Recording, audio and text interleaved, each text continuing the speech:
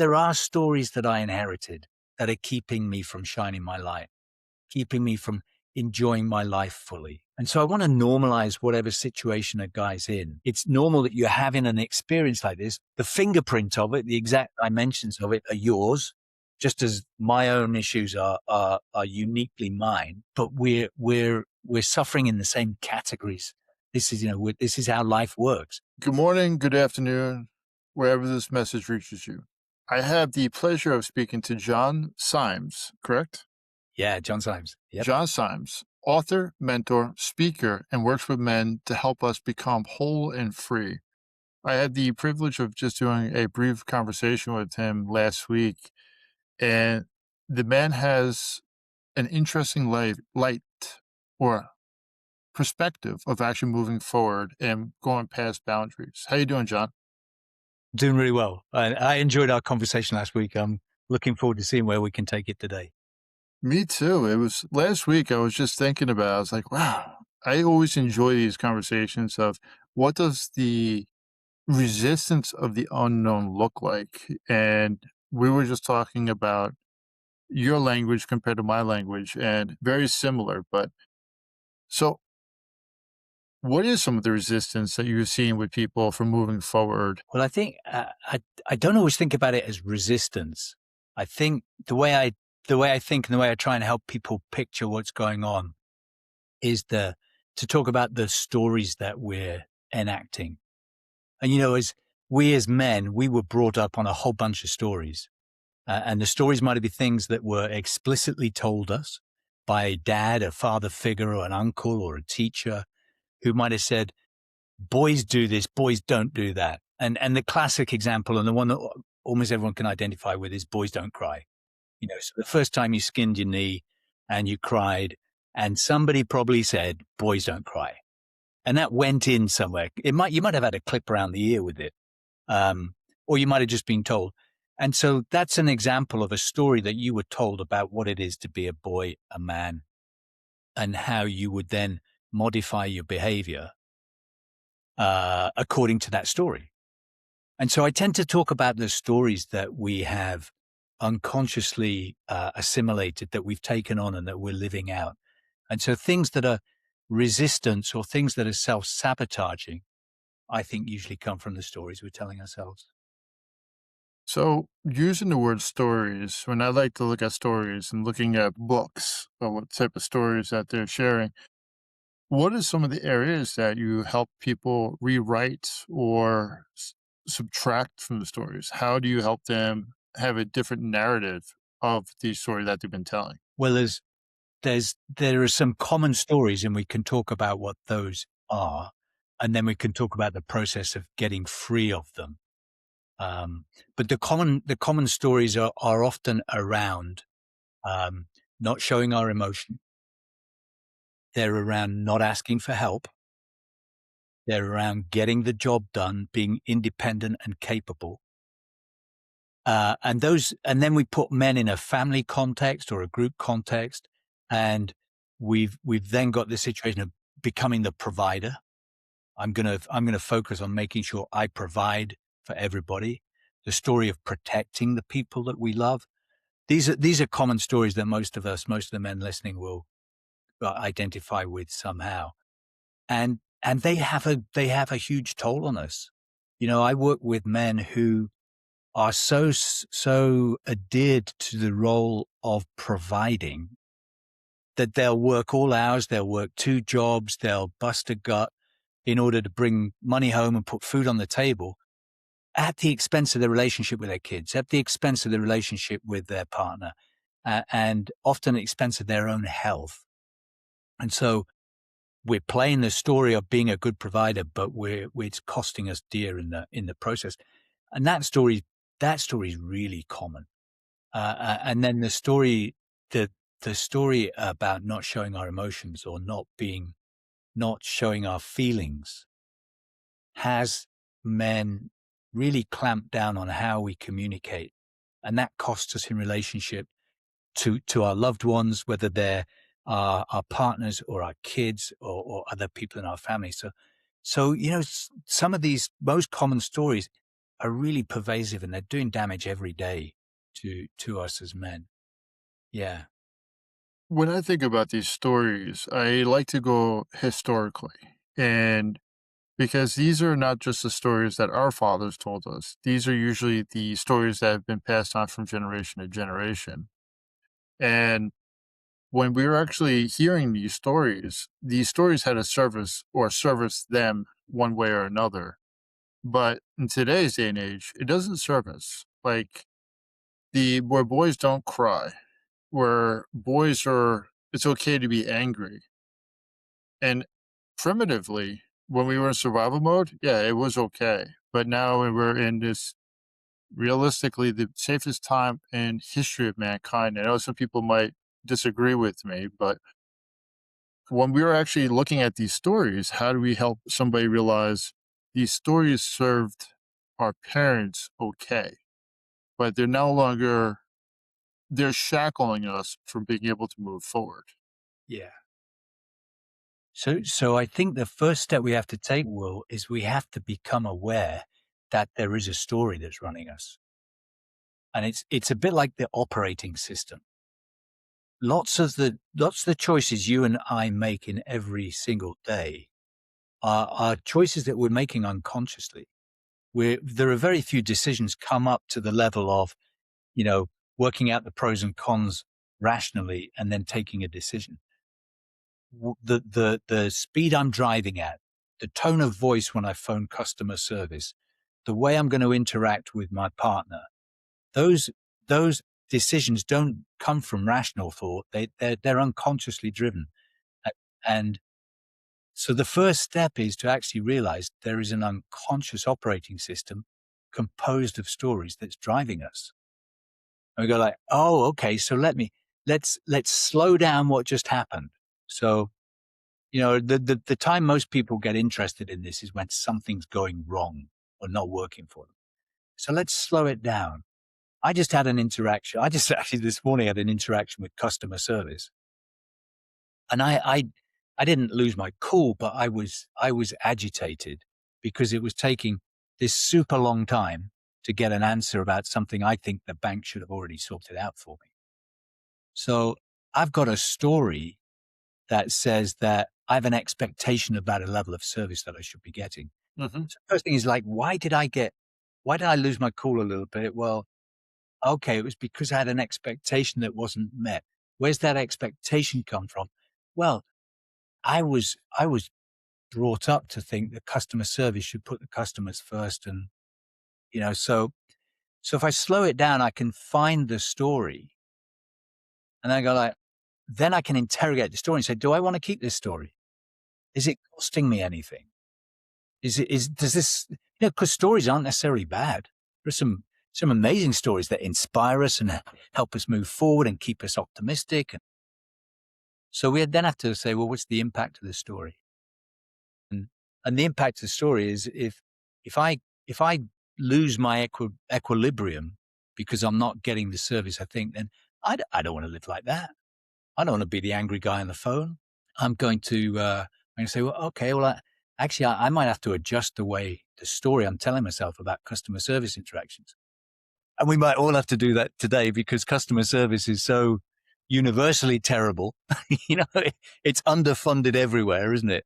You sit on some sort of automated switchboard and you wait for somebody who's the job's been outsourced to somebody in a place where the labor's likely cheaper.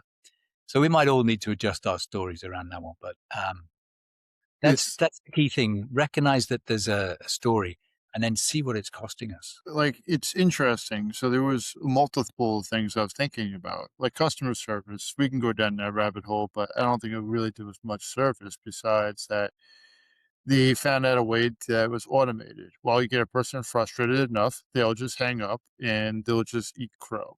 Then you have it now not even being outsourced. They're using AI to be able to have an understanding of the human experience.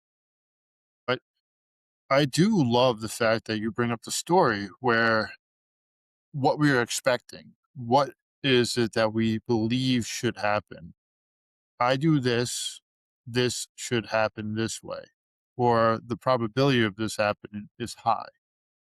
Like, when I think about the emotions of so part of my classes I'm taking right now is when we show up for a person, do we do a body scan before we actually showed up for them?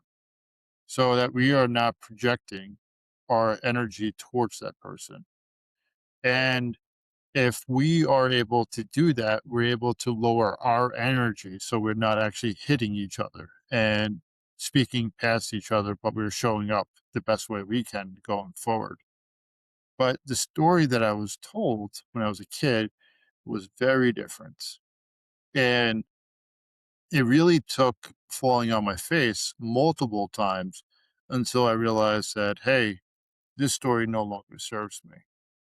And but now the situation that I was really enjoying about our conversation was what happens when we take that story out of the book and we burn it? Now that now is a void. And how Yeah. does that look like? And how do we learn how to navigate rewriting it in the words that we understand so that we're able to comprehend and have an easier way to go back to that automated system? Well, you've really just hit the key thing, Will, because you're the author of your own story. So, so in the case where you've found a story that didn't serve and you're choosing not to engage with that, there is a void, and the void needs to be filled, because if we don't fill that void, the old story is the only thing that's available to us. So that'll come back in and guide the decisions of that moment or that circumstance. So I think the key step is, well, I know the key step is to deliberately create, author a new story. So, and we could work with the example that you're thinking of. In my customer service example, I probably want to reframe that I'm talking to a human being who, if I'm not nice to them, they probably can't give me the service I'm looking for. So it's in my best interest to help them help me. That's a pretty good story. In your circumstance, I don't quite understand enough of the story that you've gotten rid of, but what's the story you would like to adopt in terms of what happens when you encounter other people and the energies are matching or not? So my understanding of how to look at it, mine was overcome by force. I was taught at a young age how to use my hands. I was a very scrappy guy. I joined the United States Marine Corps. You learn about strength overwhelmed to compliance. Or if you look at war throughout the generations, it's we will have peace by making people surrender to us. Well, what that does, it actually puts people in fear and we lose the connection. And the way that I have understood my story is if I look at only the things in black and white, I don't see shades of gray. If I can see shades of gray, I'm still not seeing color. And I believe when we start writing these stories, we realize that we're not just the only operator in the story. Everybody's independent from us, and they all have their own emotional baggage that they're bringing into this.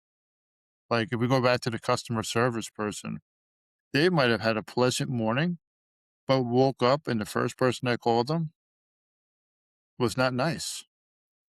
And they haven't been able to shake that residual of that entitlement. And then all of a sudden to hear your voice, and you're like, huh, I'm giving this guy an attitude because I have the power. But now, if you're able to help them reframe it, you'd be like, thank you so much for taking the time and even killing him with kindness. Yeah. But when I think about this, I think about it as how can we rewrite that story even while we're actually interacting with somebody?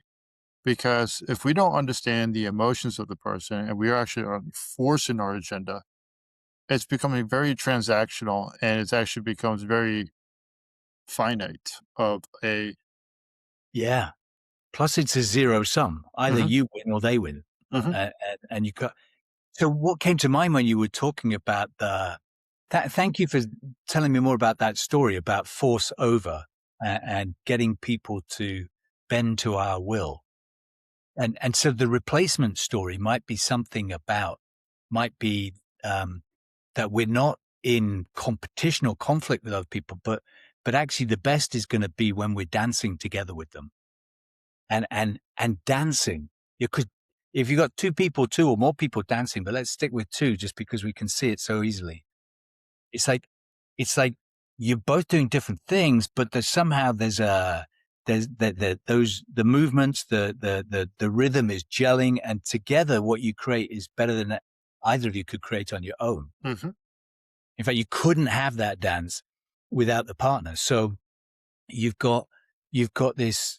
You can reframe so many different circumstances. I can reframe that customer service thing as a dance straight away. It's like, I'm going to dance with this person, and if we can get the dance right, they're going to solve my problem. They're going to have a better day, and everybody's a winner. I'll be on the phone half the time. I'll come off with a smile on my face instead of exasperation. And I don't know how many circumstances where you've been taught to think of winning the situation or overcoming. But could you reframe any of those, Will, as an opportunity to dance with somebody to create something? So I definitely can think about that. And I believe it comes from really the toxic capitalistic perspective of stuff, where it becomes how can we be able to win? And but then I also believe that comes down to how men were raised about the story of this type of narrative. What is actually the narrative of our story? And for instance, if we were taught, and one of the things that was coming to my mind was you probably are familiar with the potato famine, the Irish when they actually got so most people don't realize that the reason that they came over to America because they were freeing being pretty much enslaved by the English, and they weren't able to have gold. They had one bad crop because the only thing that they were able to grow over there was potatoes. And if we were told a story about people over there that they were not able to grow, that they were only foolish enough to only grow potatoes and they didn't fish, they didn't do anything else, and they only know part of the story, then they actually are always going to regurgitate that to other people and also their kids. So that's why I was saying before, going back to the history of why our parents taught us certain things, where boys don't cry. It's like I actually will say to other men, I say, crying is one of the healthiest ways for you to be able to explore those emotions. And if you really want to show up for somebody, the emotions that you are feeling might feel very uncomfortable. And if anything, very frustrating. But those emotions are also part of the words of that story that has been subtracted from being able to be heard. So it creates this narrative of incompletion. Right, right. Gosh, there's so much in what you just said. I mean, I love that you go back to what's regarded as a famine that drove a wave of Irish people to leave Ireland, and a lot of them came across to this country. Um, there was there was a blight on the potato crop, but at the same time, the English were exporting food from Ireland, not just potatoes, but other staple vegetables, um, exporting that to back into England and other places. So there wasn't an overall famine. The full story has to look at the historical facts that the English were causing the starvation of Irish people by restricting what they could grow. And when the blight came on the potato, then they couldn't sustain themselves. So there's something really important there about us being educated enough to know where these stories come from. And that that leads us in different directions because the stories we live by are very often manipulated in order to that people with power and control can continue to have power and control. And so if you look today, there's this enormous energy going into telling men stories about how a man should be. And the language is often the traditional male model. Um, that we want traditional male behavior, and we want traditional wives alongside traditional men. And so there's a lot of focus in the cultural conversation about moving back toward those male models of male behavior and models of female behavior. And it's very easy to see that there's a political agenda behind that. And so when we hear people telling us that, you know, in all sorts of aspects, you know, telling us as men how we should behave, telling us how we should focus on being strong and healthy, telling us that we should be the major breadwinner, and telling us the different ways that we should show up. There's a political agenda that's being furthered by telling us how to show up. And we have to know, we have to recognize that. So I'll go beyond political. I believe it's more of a capitalistic way. And I'm not anti-capitalistic at all. I believe that there's a lot of strengths to it, but it's you having both sexes going to work. You have the narrative telling women this is the way that men keep you suppressed. But I was thinking about the traditional values. I was thinking, how much of a dance is it? How much of a dance was it where the guy, he would be able to open a door for you. The woman would actually do X, the man would do Y, and they'll be able to flow interchangeably. And the the other aspect was it was a give and take, and it goes back even to that customer service of, well, I should do this, you should do that. Very rigid. I'm not saying you were, but I'm saying that's how it was I Yeah. was figuring it, but well, if that person's giving you the energy, how can I actually just be able to pivot it? So I can actually understand, even if it's a very one off, giving a person a smile loosens up their day. But then also on the same thing of if a person is like your wife, your partner, even just a stranger, opening that door, even if you get rejected of, I could open that door myself. It's like, you're very welcome and I hope you have a wonderful day. And it might come off still very prickly to you, but it's a way to be able to help change that narrative of, or that story that she's been told, like, hey, I don't need to be suppressed. The man doesn't need to do this for me. We remember the things that emotionally hurt us. We don't Mhm. always remember what a person says or always actually made us happy, but we remember the pain. Yeah. Yeah. Gosh, this is rich conversation. And I'm not, there are several threads I'd love to pick up, but let's pick up the thread about the origin of some of these stories in capitalism. Perfect. So the way I think about it, there was a time.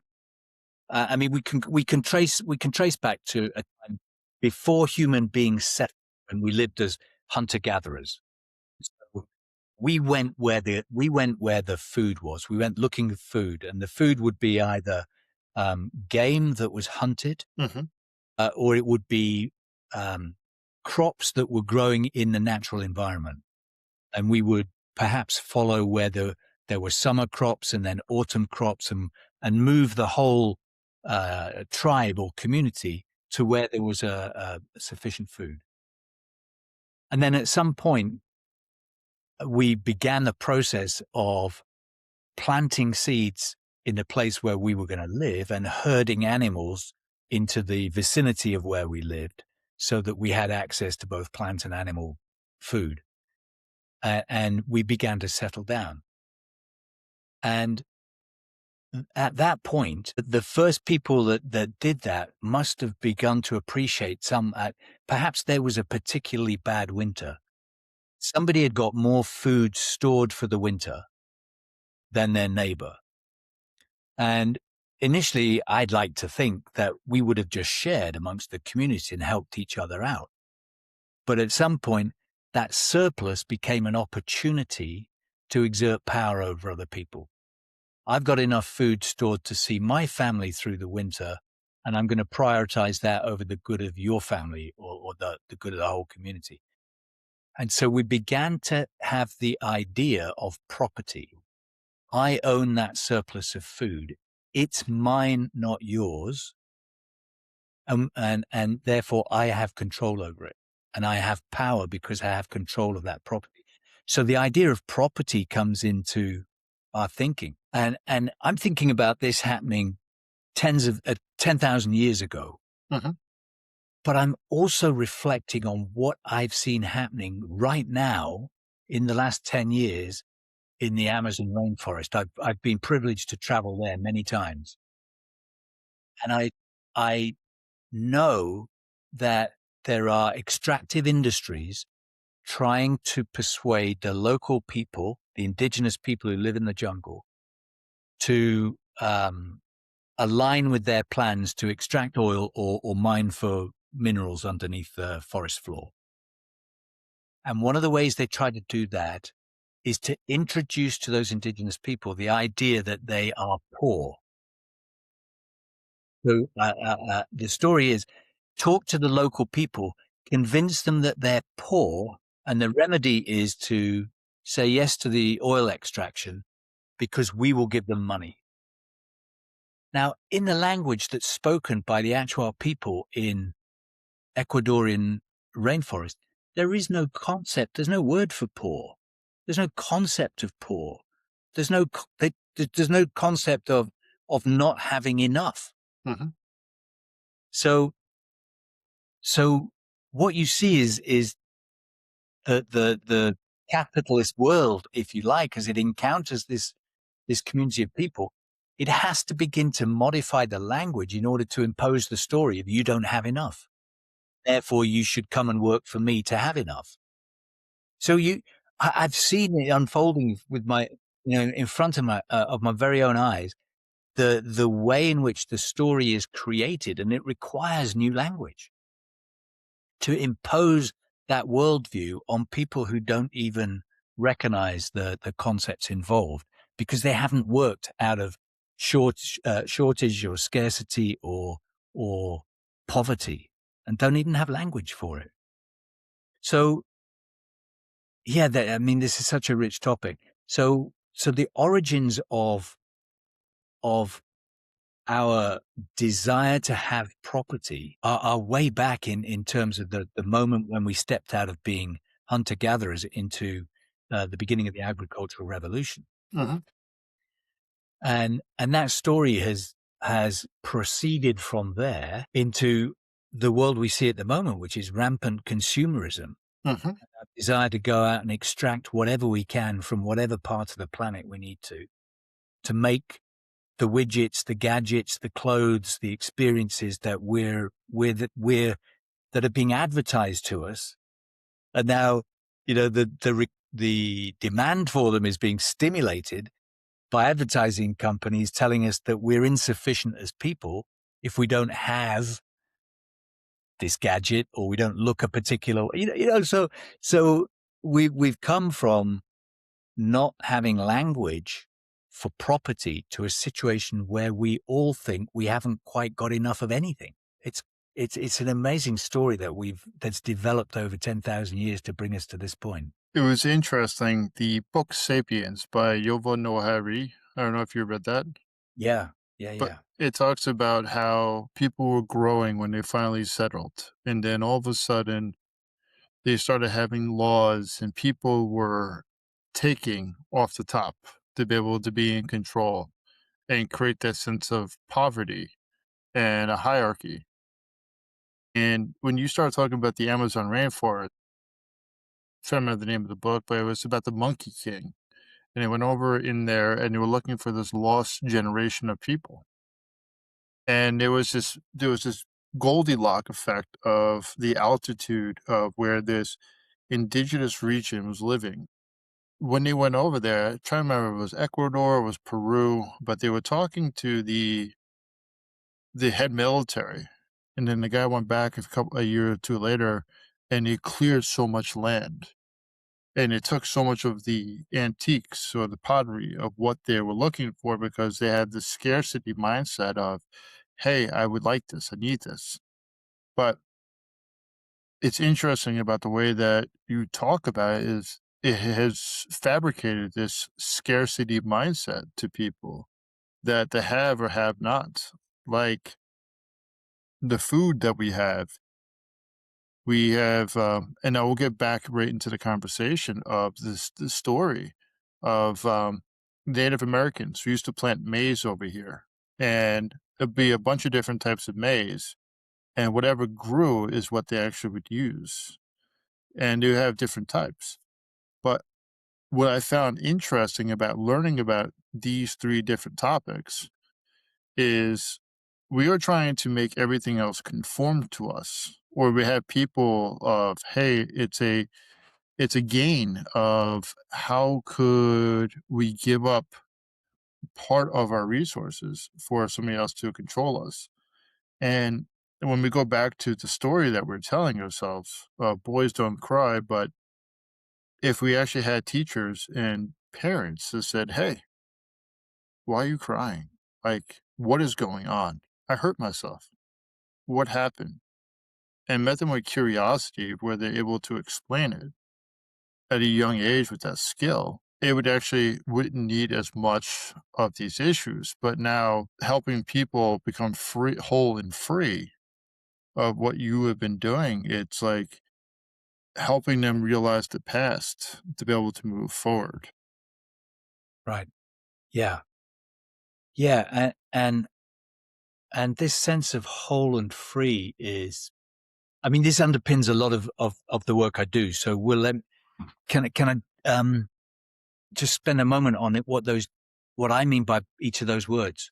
Um, when I talk about wholeness, what I'm very clear about is that each of us as human beings have access to a whole range of human qualities that we that are our birthright. And I don't know if you've ever had the privilege of being around newborn kids, but that's a place where I can certainly have a sense of the human essence inside each of us in the eyes of a newborn baby. You can look into the eyes of a newborn baby and imagine that um, there is every human quality is available through this newborn. The qualities of curiosity, the qualities of joy, the qualities of kindness and patience, the qualities of courage and steadfastness, all of the qualities that allow us to be compassionate towards other people or to want to help other people. Every human quality is available to us as a human being until it's covered over with stories. So, and we start making stories of the world the moment we're born with the help of the people around us who are guiding and shaping our circumstances and guiding the way we respond to the world. But we're born with this access to these amazing qualities. But we perhaps find out that being kind gets us into trouble because mum's in a hurry and she doesn't want us to be kind at this moment. So she hurries us along and I was trying to be kind in that moment and mum didn't like it. We perhaps learn that kindness and the messages start to get laid down and the patterns are laid down and the stories evolve. So each of us have access to this wholeness, but it's covered over as stories. And the work we've got to do, Will, is to get rid of those stories. Hmm. We've got to surface them. We've got to see the price that we're paying for them. We've got to break the link with them and we've got to insert new stories. And that's what I call freedom. So freedom comes when we can disempower the stories that are keeping us from our wholeness. And then you're free to express, one of the things I love about you, Will, is your curiosity. You got a tremendous curiosity at a stage of life where not everybody's curious as you are any longer. By the time people have reached your age, a lot of people think they know how the world works, and they know how to operate in the world in their familiar ways. You've got this thirst for knowledge and perspective that has you looking and studying and talking to different people. And so you're gaining freedom as you get more information and being able to express that innate curiosity that you've got. So that's what I mean when I say whole and free. And so to everybody listening, I encourage you to spend a moment reflecting on all the human qualities that you know are inside of you because you've been able to express them once or twice or a few times, but they don't come out often enough. And reflect on what's preventing me from being more of that intrinsically wonderful human being that is kind and patient and loving and strong and persevering and able to get things done, but able to encourage and motivate and support other people. What's coming between me and my ability to do that? And that's where you find the stories that are limiting you. So when does a person typically come and find an individual like you? Normally when they're in crisis. For men, Mhm. honestly, for men, it's when something's got so bad that it can't be endured any longer, or it can't, or the decision's been taken out of our hands. So, and that very often looks like failure in relationship, failure in health, or financial problems. Those are the three trigger points. And I think you and I, from what we know about men who are suffering, we would like to see men able to ask for help way before they get into crisis. So I look at crisis the same way I look at yelling at somebody, especially a partner. When you yell at a partner that you love to tell them to stop doing something, you have raised the energy way higher than it should be to be able to get the compliance level that you want. And the automation of what you were saying before, it creates this, but then it drags it down of how do we able to not only be in crisis, but now how do we get what we need to self-soothe? So, like you and I are having something similar of we want to help people before they get to crisis. Because when you go to crisis, a lot more resources are being spent on you.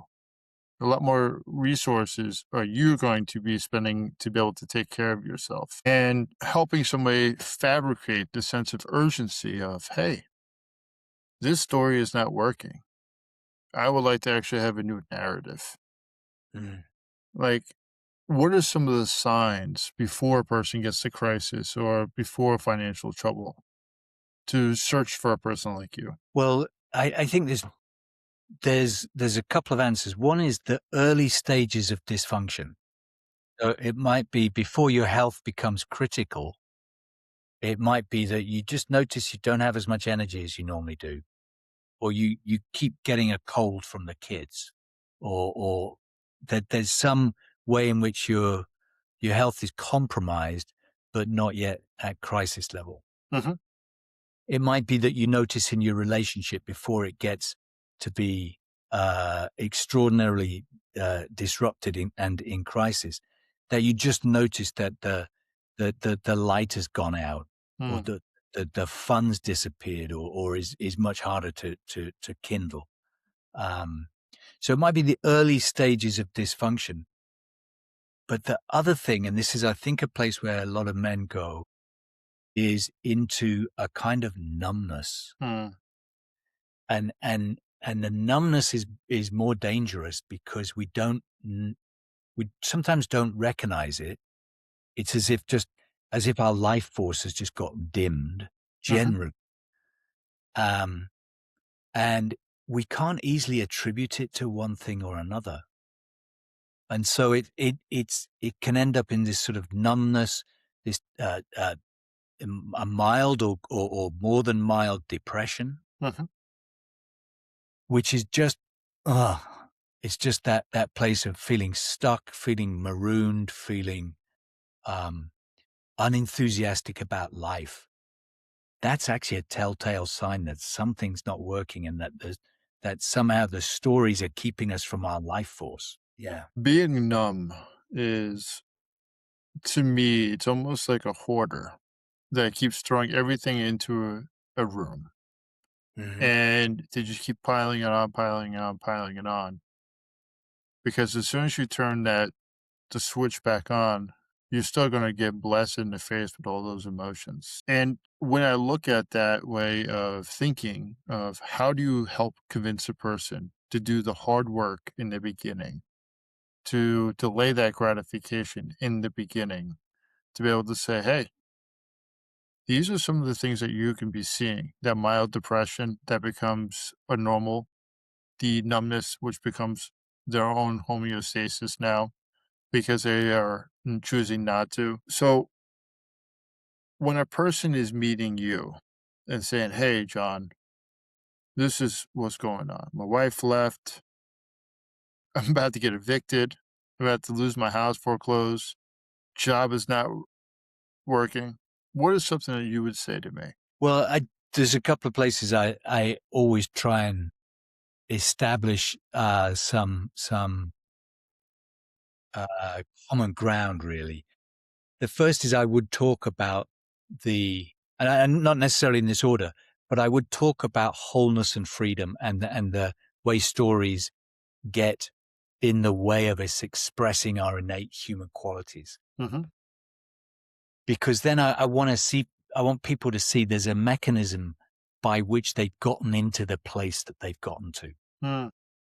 So that you didn't get to be on the point of eviction without some things having gone the wrong way in the lead up to that. And so we can see that that's the end point of a progression, which is itself got its origins in the stories we're telling ourselves. So I want to lay down that sort of basic framework with a man when I first start talking Perfect. to him.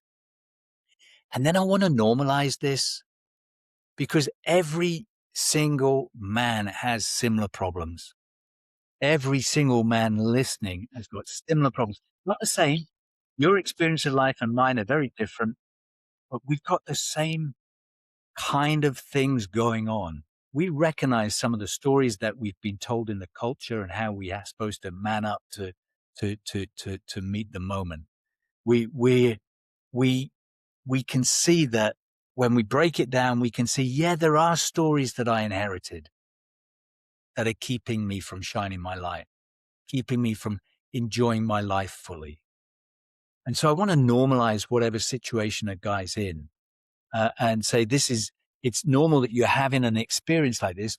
The fingerprint of it, the exact dimensions of it are yours, just as my own issues are uniquely mine. But we're suffering in the same categories. This is, this is how life works. So we're normalizing it. Then I want to build rapport with whoever I'm talking to. I'm not talking to anybody else because I'm better than them or I've got all the answers that they don't. What I am is somebody who's got some answers because I've gone through some of these problems. I've gone through my version of these problems myself and I've learned something from it. And I want to kind of share what I've learned. In a way, we're walking the path together. And at this moment in time, I might have more resourcefulness than the guy next to me and I might be able to help him out. But but all of that has come about because at different times I was walking alongside somebody else who was more resourceful than I was, and he helped me. So so I'm trying to get a common worldview. I'm trying to have people recognize that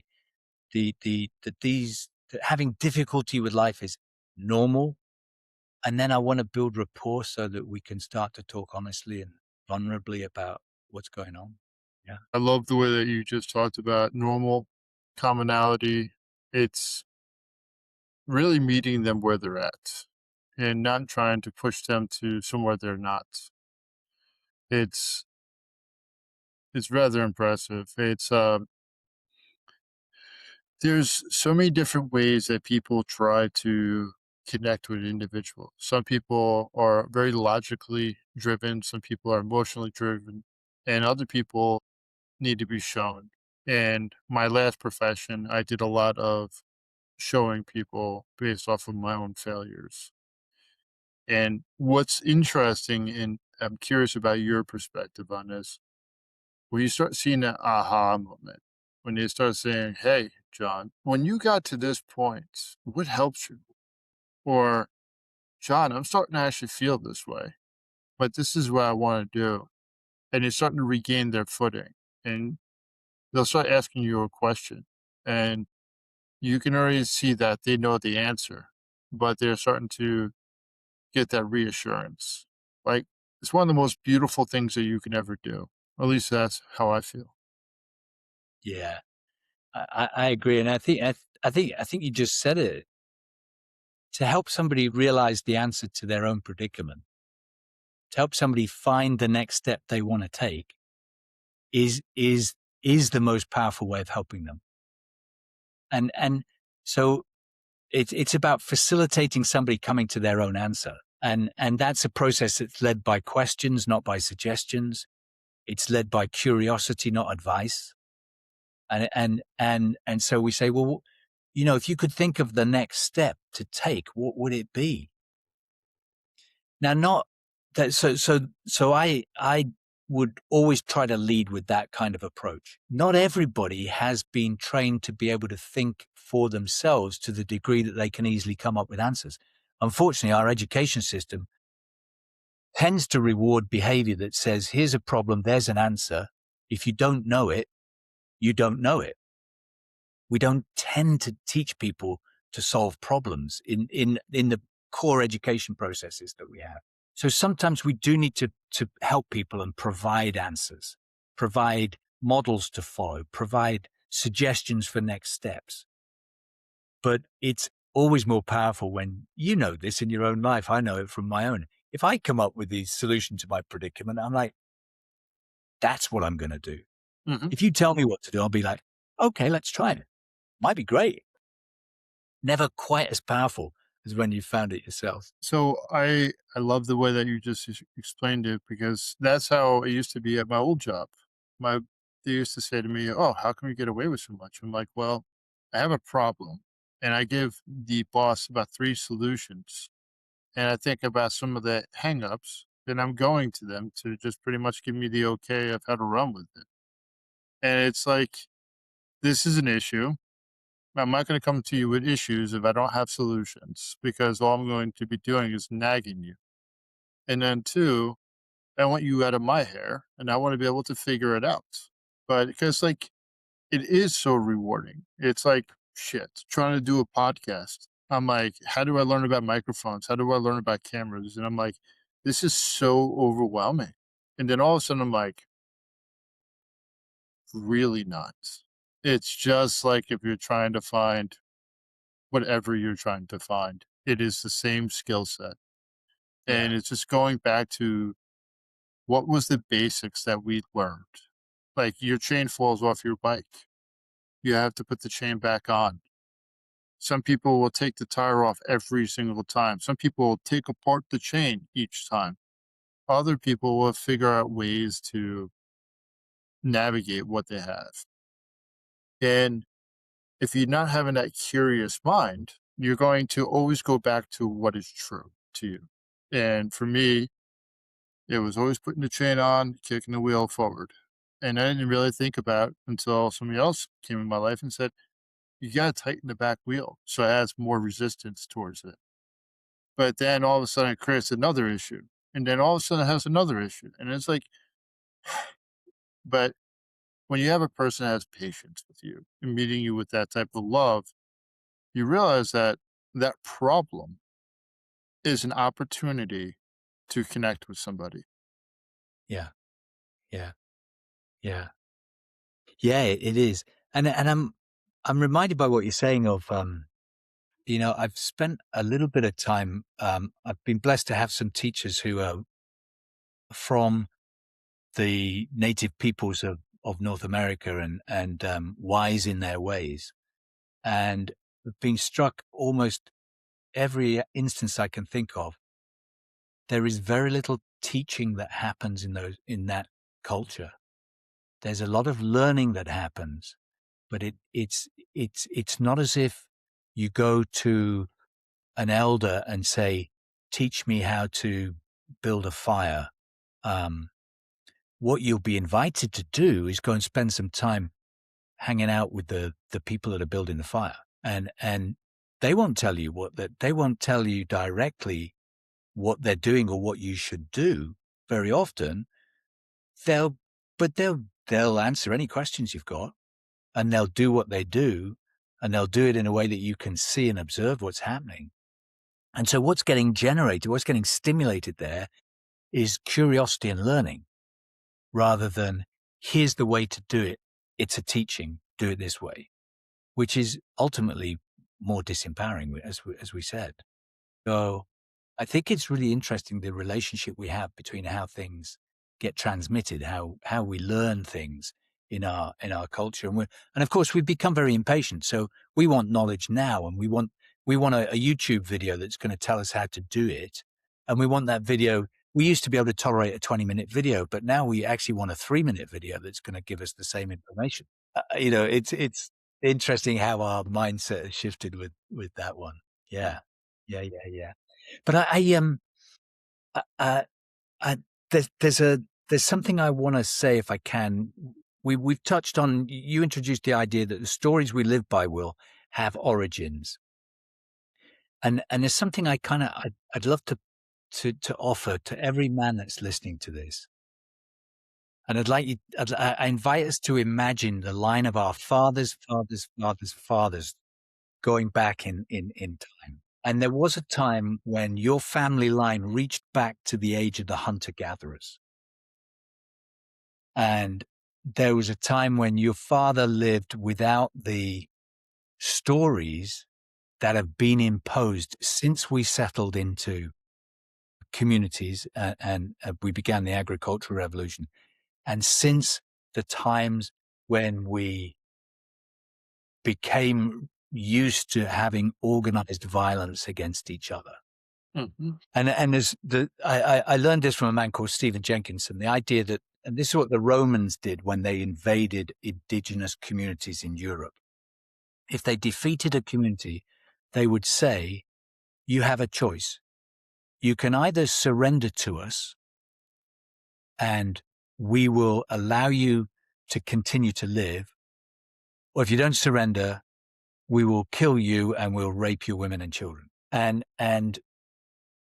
if you surrender to us, we're going to put you in the Roman army. So you will join our army.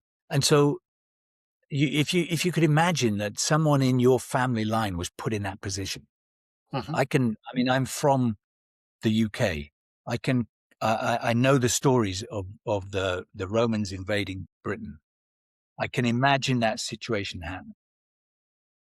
And what I'm pointing to here is the tremendous pressure that was put on men to co-opt them into a world of violence organized against other people. We were co-opted into living in a patriarchal culture. In your family line, in my family line, Will, there was a time before that happened.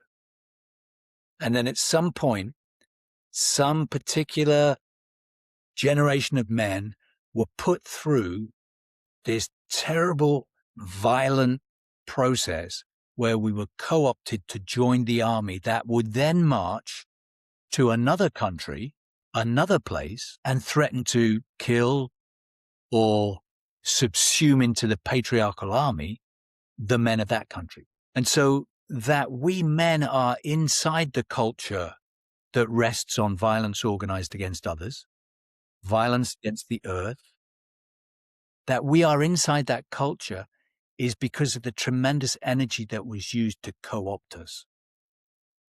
And some men resisted and would have been killed because they would not abandon the sacred communion with the earth, the sacred communion with their culture, the sacred communion with their community. But many, in the line of history, men were co-opted into this way. So men are not intrinsically violent.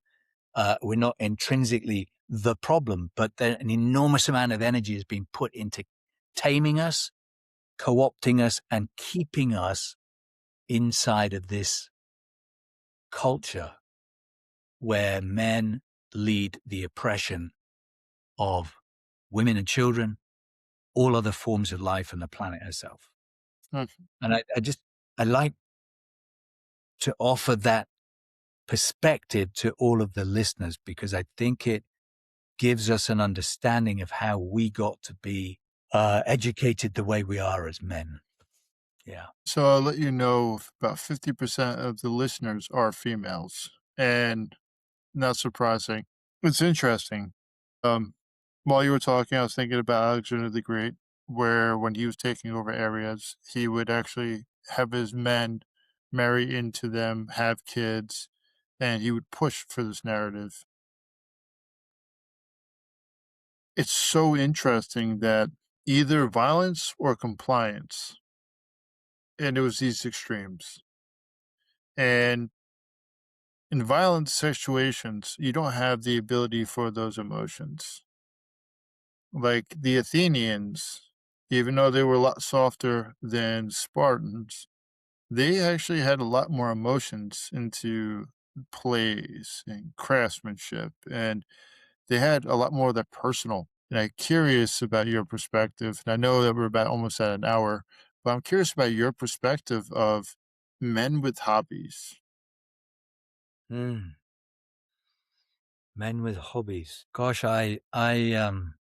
couple of things come to mind. One is my dad, who's no longer with us, but for years he was a gardener, and in the UK there's a sort of um, a tradition where if you don't have a large enough garden in your own property, or you don't own a property, they have communal spaces called allotments where you can go and get a patch of land, and you can grow fruit, vegetables, flowers, whatever you want there. My dad kept an allotment for probably 30 years. Um, and there was something about that hobby that kept him connected to the earth and kept him connected to himself in a way that he wouldn't otherwise have been. And then I think of the hobbies that are about making something or creating something. That might be creating something with wood or other materials. I think of that.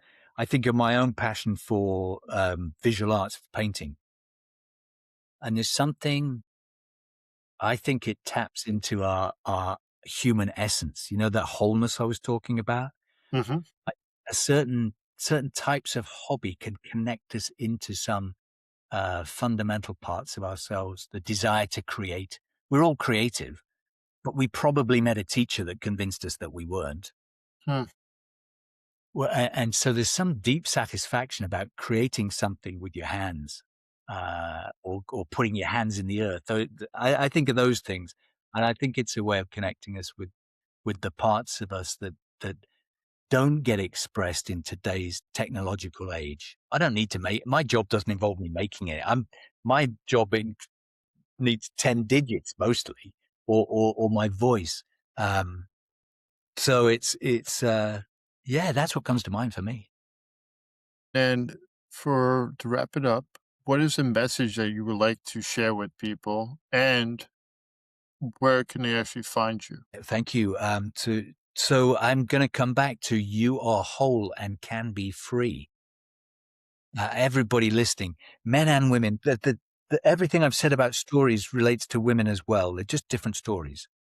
So whether you're listening as a man, you're listening as a woman, you're listening with any other identification, you have a wholeness. You have access to an enormous array of human qualities. Don't ever forget that. Whatever the world has done to help you forget it, please hold on to the sense that of this innate human, fabulous humanness that you have, and know that it's been covered over with stories, and that the work of uncovering the stories and removing the stories that keep you from that essence is the work of coming free, becoming more alive in the world. And that applies to everybody that's listening. It applies to you, Will, and it applies to me. Um, that's why I call the work I do with men, the brand I created is called Whole and Free. And the place in response to the second part of that question, I have a website which is wholeandfree.me,